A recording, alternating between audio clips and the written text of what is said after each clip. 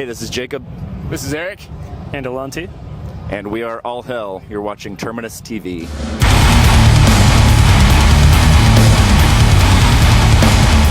What is up? This is Jay Crash. I'm with All Hell, and we are outside of the Drunken Unicorn at their EP release show. Hey, what's up, guys? This is Jacob from All Hell. This is Eric from All Hell. Alonti, All Hell.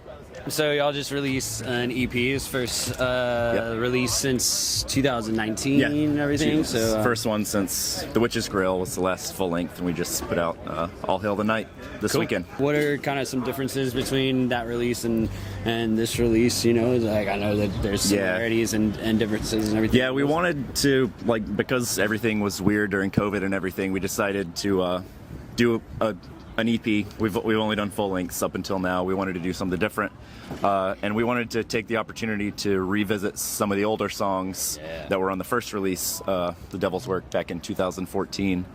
And you know, while we were messing with those, I just kind of started writing some new songs that were a little bit closer to the vein of that old material, but mixing in some of the, you know, the new direction that we've taken since then, and you know, so kind of an exploration, a little bit of past, a little bit of future. Absolutely, mix it together. Y'all's lyrics are very horror themed and kind of occult, you know, dives into the occult.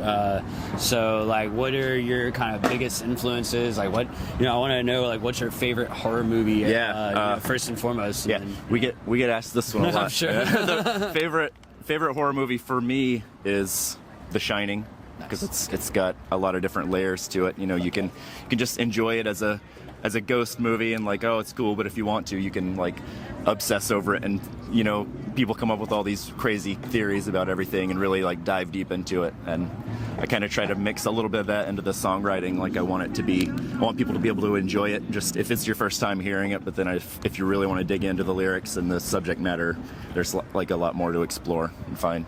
What about you guys? Horror movies? Absolutely second The Shining. I mean, especially the music in that film. Yeah. I mean, I guess it kind of like planted the seed for me liking ambient and drone and shit growing up, you know?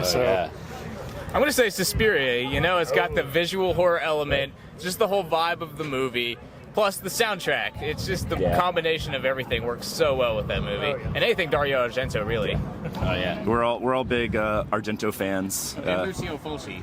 Fulci also, and just a lot of giallo horror stuff. I think I can also safely say big John Carpenter fans all around. Yeah. His music and his movies. Nice. Well, a lot of, I guess, in addition to horror movies, a lot of the inspiration and stuff that I take when coming up with the concepts and the lyrics and everything comes from like horror fiction, H.P. Lovecraft, stuff like that. The last album had a lot of influence from like turn of the century fin de siècle decadent horror writers from France and stuff. J.K. Huysmans, Charles Baudelaire. You know, a lot of different things going on, just like, and they worked a lot of like occult themes into their work. Absolutely. I'm not going to dig into it too much because we could be here for hours. Yeah. Occult and cult-ish. Yeah. What was her name? Blavatsky, like literature and then things like that.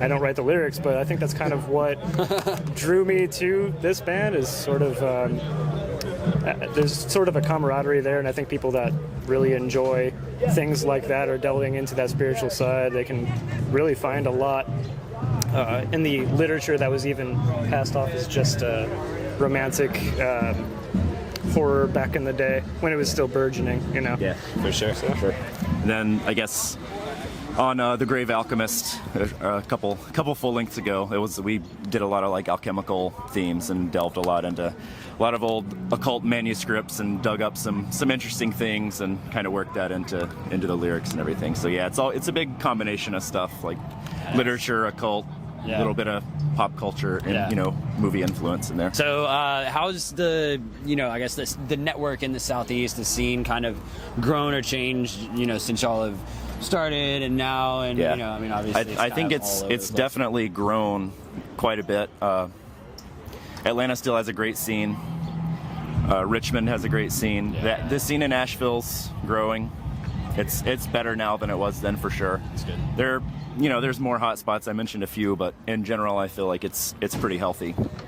and getting better all the time, I think. Yeah, I think we've got a pretty good regional scene going. I mean, you can go to a show in like any city and see people you know from like 3 hours away who drove out just to go see you guys, and so a really healthy, thriving scene here in the South, and this is one of the hot spots right here for sure, in my opinion. Yeah, I do enjoy like how many people come from, just different states to go to just different shows and stuff. I mean, that's like, I remember, when I first started going to shows, or like metal shows and shit, when I was like 18, 19, and just going from here, driving up to Asheville, actually. Yeah. Not Asheville. Maybe Asheville? I don't know. It's basically North Carolina, and I mean like 4 hours away, and just like going somewhere, and it's funner to go out of state than sometimes, like, so especially if it's again 2 to 4 hours away, like decent. Like last night, going down to Jacksonville or something. Last night we had our hometown Asheville release show, and we had people from probably 4 or 5 different states that we've known for a while that came out, and it's a good scene. That's sick, man. Sick. Well, let's see. Let's wrap this up. What do y'all have going on? Coming up that's y'all want to announce or say? Or we got some stuff in the works for later in the fall. We're playing the Shadowwoods Fest kind of reunion thing in October, which is gonna be really sick. The lineup for that is pretty incredible. So we got that. We got some more stuff that's kind of in the works. We got a couple more one-offs, and we're trying to work on booking some stuff for the winter. Go listen to this guy's other band, Oblivion Throne. Oh, okay. They've been doing some sick stuff. Ooh, yeah. Definitely worth checking out. I have heard of Oblivion Throne. Yeah. Oh yeah. Is that out of Asheville as well? Yeah. It's sort of we try to bring the Bathory to the southeast a little bit more. Nice. It's great that we have a lot of just even glam influence. I mean, Celtic Frost had glam influence. Yeah. Hell yeah. But we try to make it work. A lot of blast beats and a lot of melodies, but it's fucking wonderful if you ask me. Fuck yeah.